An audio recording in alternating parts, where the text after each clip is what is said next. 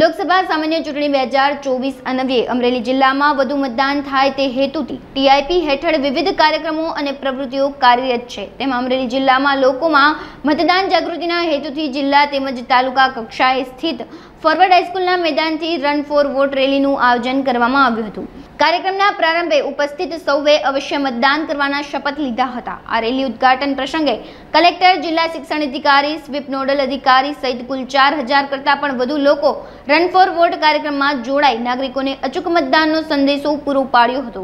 કાર્યક્રમના પ્રારંભે જિલ્લા ચૂંટણી અધિકારીએ જણાવ્યું હતું કે આગામી તારીખ 7 મે 2024 ને મંગળવારના રોજ અમરેલી જિલ્લાના મતદારો વધુમાં વધુ સંખ્યામાં મતદાન માટે આગળ આવે તેવા હેતુથી કાર્યક્રમનું આયોજન કરવામાં આવ્યું છે। આ વખતે ચૂંટણી પંચ દ્વારા ટર્નઆઉટ ઇમ્પ્લિમેન્ટેશન પ્લાન નો એક નવો ઇનિશિયેટિવ શરૂ કરવામાં આવેલો હતો અને એના નોડલ અધિકારી તરીકે આજે આ વિશાળ સંખ્યામાં વોટ ફોર રનનું આયોજન અમરેલી ખાતે કરવામાં આવેલું છે।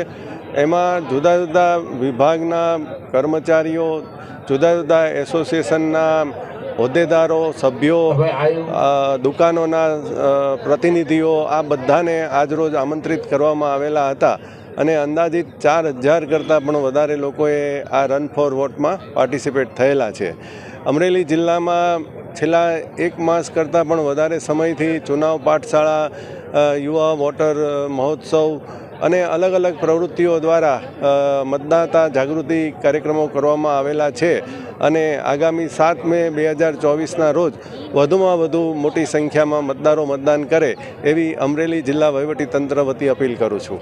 આ લોકસભાની ચૂંટણીના અમરેલી જિલ્લાના વધુમાં વધુ મતદારો ભાગ લે આ હેતુથી આજે અમરેલી ખાતે ફોરવર્ડ મેદાનથી રન ફોર વોટનું આયોજન કરવામાં આવ્યું છે। આ કાર્યક્રમમાં 4000 જેટલા સામાન્ય અમરેલી જિલ્લાના નાગરિકો ભાગ લીધું છે।